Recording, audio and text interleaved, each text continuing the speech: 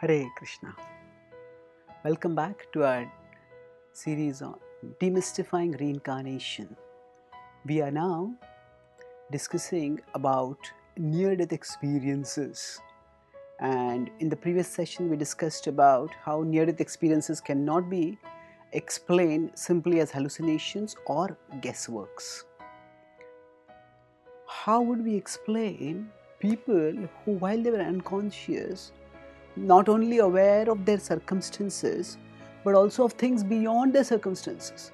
How would a unconscious person lying in a hospital bed because of a heart attack in a ICU know who were the relatives who had come to meet him and who were waiting in another part of the hospital, which was several closed doors away from where he was? Such are the questions that near-death experiences raise. So, from the skeptical perspective, if the near-death experiencers are perceiving something, and if that is not guesswork, then what could it be? Could it be partial consciousness? Could it be that the near-death experiencers are not yet fully conscious, and that's why they are able to, by their conscious awareness, see what is happening or perceive what is happening? It's possible, but there are problems with this explanation also.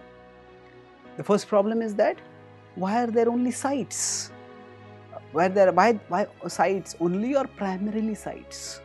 That means that the most prominent perception that near-death experiencers report is of seeing themselves, seeing their body, seeing the medical staff or other people from a perspective above the bed where they are lying. So sight is the primary perception, and normally when we go from consciousness to unconsciousness, medical science has documented that the visual faculty shuts down first, long before the audio faculty. That means we stop seeing even before we stop hearing. Just like when we sleep, we close our eyes first and we may still hear some sounds around us, and gradually we stop seeing and stop hearing and we drift into sleep. Something similar happens in unconsciousness. So in the state of partial consciousness, what is more likely is that the people should be hearing rather than seeing. But actually in most near-death experiences, the subjects are seeing more than hearing. Sight is the most prominent of the perceptions that they have, and they also hear sometimes some things, but in many cases the primary thing that they perceive is see. Now could it be that actually they are not seeing, but there are sights are manufactured from the sounds? That means that whatever they think they are seeing, they have actually heard the doctors, heard the medical staff talking, and based on that they imagined that they saw it. This is a massive imagination. That could also be possible, but again, Dr. Sabom in his books investigated this possibility. For example, in a particular case of a near-death experience, he described that actually he perceived, the near-death experiencer described that he saw himself being given a shot. That means a shot is a word for injection. He was given an injection in his right thigh, right leg, in the thigh area and above. Now actually when Sabam compared with the medical records, it was not that he was being given an injection, he was actually a blood sample was being taken. So if there had been a if the subject had heard the conversation, and they would have clearly heard the medical staff talking and saying, oh, now you have to take a blood sample. Yes, I have taken it. I have taken the blood sample. But if the subject had been observing from above, then from an overhead perspective, the two activities of giving an injection and taking a blood sample look similar, because both involve putting a needle into the body. Of course. So that way there are many such cases where the idea that the subjects may have manufactured their vision based on sound, that does not work. So another hypothesis could be that maybe the subjects manufacture their sights based on touches. Maybe based on when I say our eyes are closed and somebody touches us, we may be able to guess based on their touch who it is that is touching us. That's also possible. But again, in the same case, when Sabam compared the medical record of this subject who said that he had been given a shot in the right groin with the actual medical record, he found that actually the subject had been given not a shot but a blood sample had been taken, and the blood sample had been taken not from the right thigh but actually from the left thigh. Now, if this had been manufactured through touch, then the subject would have known that actually that it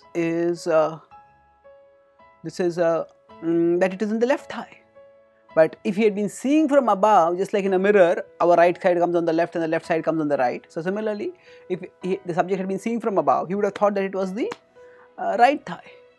So if we critically analyze the near-death experiences, we find that actually they support the idea that the subjects were actually seeing, not just being touched or hearing. More importantly, even if the subjects had been conscious, now how would they have reported? How would they have reported something which happened far beyond their vicinity? Sabam in his book Light and Death also describes another case where there was a person who was recovering from a long illness and he was about to be discharged on that day, and just on the day of discharge, a few hours before his discharge, he got an unexpected heart attack. And during that heart attack, he had a near-death experience. After the doctors struggled to revive him, he told, as soon as he came back to the consciousness, he told the doctors that my wife, along with my eldest son and my daughter, have come there and they are waiting for me outside. This was an astonishing piece of information, because when the patient had been unconscious, he had not been expecting anyone to come at that time, because his discharge was after a few hours and he was expecting his family members to come at that time. And more importantly, he had 6 grown-up children and they would all take turns. One or two of them would come with their mother and they would all come once a day to see him. So he had no way of knowing who it was that was going to come on that particular day. Moreover, they were at a place which was several doors away, quite a few yards away and several doors away, and all the doors were closed in between. And further, the subject had been unconscious and had been, while unconscious, after the cardiac arrest and after the process had happened, his head had been inclined on the other side. That means the door was on this side and there are many doors like that, and this subject was facing this way. So even if he had been conscious, he would not have been able to see what was happening, because his head was turned away and there were several doors blocking the way. And that's why the partial consciousness hypothesis doesn't work. And one of the cases which has survived the strongest critique of this idea of partial consciousness, as an example of paranormal perceptions, paranormal means beyond the normal range perceptions, that is the case of the migrant worker Maria, which was reported by Dr. Kimberly Clark, who is a professor of medicine at the University of Washington. And this was reported in the book The Near-Death Experience. So, Maria had been brought in the hospital evening when she had got a cardiac arrest, and she was immobilized completely. She had to be using a wheelchair and a stretcher. She had to be actually brought to the hospital bed and she had to be treated. And the next morning when she came back to consciousness, she told Clark that Maria had a near-death experience in which she had seen herself come out of her body. After coming out of her body, she had seen herself rising up, she had seen herself lying on the body, and then she said she had thought herself out of the window. That means she thought, I want to go out of this window, and she found herself floating out, going out of that window. And as she went out of that window, she went out and she was floating outside. And she noticed that there was on the ledge on one of the windows a tennis shoe. And she described in detail the markings in the tennis shoe, what kind of shoe it was. Now, Clark was intrigued by this description because she knew that she had been immobilized when she had been brought, and afterwards she had been unconscious, and she had become conscious in the morning, and that was the time Clark had come soon after that and talked with her.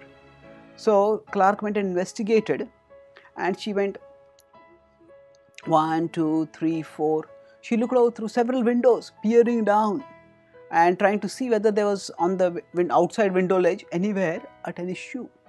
And finally, after going to several floors, opening several windows and peering out, stretching out of the windows, she finally saw outside one window a tennis shoe. And she then, with some effort, she managed to retrieve it. And when she picked it up, she saw that the tennis shoe had the exact same markings that Maria had described. And they were such small and detailed markings that the only way anyone could have seen those markings was if they had seen the shoe before, and they had seen the shoe at close quarters. And the only way somebody could have seen that shoe at close quarters was if they had been floating outside. So the shoe was, so the hospital building was like this. The ledge was here, the window was here. From window she had to bend down and retrieve the shoe with great difficulty. And the markings on the shoe, so the markings that Maria had described were not markings which were visible from the top. From the top it was just shoe that was visible. But if somebody had been seeing from outside, here there is nothing but empty space. So if somebody had been floating over here, only then they would have been able to see these markings. So the question here begs itself, how was Maria able to see this? How was Maria able to know this? And there are cases such as this, not just one or two, but many such cases where the subject has been known to be subject has not only described things which are in the vicinity, but the subject has also described things which are far beyond the vicinity. And in such cases, the idea that the knowledge could have come from partial consciousness is strongly problematized. It just doesn't work. Even if the subject had been conscious, they were not in the physical condition to move away from their beds. And if they are reporting things which are seen far away from their beds, then what is the explanation? That is, the explanation that they were partially conscious does not work at all. And even bigger problem with the idea that these reports came by partial consciousness is that such cases are not just one or two. In 1954, Hornet Hall published a study of those out-of-body experiences in which, Hall compiled all the studies that had been done till now and put them all together in one publication, and found that there were 288 cases from various publications, and where the subjects had claimed to have paranormal perceptions, and out of that 99 cases, the accuracy of those paranormal perceptions had been confirmed, and similar studies have continued thereafter, and many more findings have been uncovered. And perhaps the most astonishing of cases which challenge the partial consciousness hypothesis is the near-death experiences among the blind. Among the blind, people who had no capacity to see saw the only time in their life when they were undergoing the near-death experience. And they had no capacity to see because their brain, optic nerves or eyes were irreparably damaged. So if they just don't have the apparatus to see, the physical apparatus itself for seeing itself is not there, and how can they see at such a time? So Kenneth Ring and Sharon Cooper have written a whole book titled Mind Sight, which is about NDEs of the blind. So there's not just one, not two, but many cases of people who were blind and yet they saw. So they use the word mind sight to describe the idea that they have these near-death experiences are having sight, but it is not through the eyes. It is the mind that is seeing directly. Now, who exactly is seeing? That is a mystery. And in our later sessions of the Demystifying Reincarnation series, we will discuss who is it actually that is seeing. The focus is that that the problem is, how can someone who is unconscious during the near-death experiences see and perceive and describe accurately the events that happened when they were unconscious? That's the problem. So the hypothesis could be that maybe they were unconscious and that's how they were able to perceive. But what to speak of being unconscious, even if they had been fully conscious, still if they had no capacity to see itself because they were blind, and how could they see? So in Mind Sight, NDs of the blind, Ring and Cooper describe several cases. Let's consider one distinctive case of a lady named Vicky Umipeg. She was born blind, and when she was investigated at the age of 45, at that time she had 2 near-death experiences with an intermission of around 10 years in between, and she had actually been born blind because of her optic nerve had been destroyed completely at birth because she had been given too much oxygen in the incubator. So that means it was not there are two types of blindness. There is congenital blindness and there is adventitious blindness. So adventitious blindness is because of some subsequent event, some accident or something like that, a person grows blind. Whereas congenital blindness is when a person is born blind. Now here, Umipeg was born congenitally blind and there was no known medical cure for her blindness. And she was not cured literally, because after her near-death experience, she continued to be blind. And yet, during these 2 near-death experiences when she described vividly what happened during her surgery, who was operating, what did they do, and what was the setting, and she described seeing herself for the first time. Blind people, they can only conceptualize of who they are or where they are, but she saw herself for the first time during her first ND and second time during her second ND. And the cases of near-death experiences among the blind are strongly suggestive that actually something very mysterious is happening, that there is something that this consciousness may just not be coming from the body or the brain at all. So normally we think that the eyes have to be open, the brain has to be functioning, and that's when we are able to see. Yes, these may well be the tools for vision. These may not be the sources of vision. What near-death experience suggests is that the source of vision is something different. And that source of vision, the conscious being, who, if they have a tool that is defective, then they are not able to see. Then that source of vision, the conscious being is not able to see because the tool is defective. And that's why during normal consciousness, during normal behavior, they are not able to see. But during near-death experiences, when the conscious being comes out of the body, then the tools of vision, which because of dysfunctioning have now become obstacles to vision, those obstacles are removed, and then the person is able to see from an out-of-body perspective without being shackled, without being blinded by the defective tools of vision. So going further, the greatest challenge for the near-death experiences explanation as being because of partial consciousness is that there are cases of people, not just one or two, who have been documented to be totally unconscious, medically clearly documented as being unconscious, and yet they have had near-death experiences. Dr. Sam Parnia, from 2001 onwards, he and his team at Southampton, they conducted a study of near-death experiences in a proper scientific setting, in the cardiac care units. So where subjects are likely to have heart attacks, and if they have heart attacks, then at that time, because the subjects are already under treatment and they're being medically monitored very carefully, everything that happens to them can be very meticulously monitored.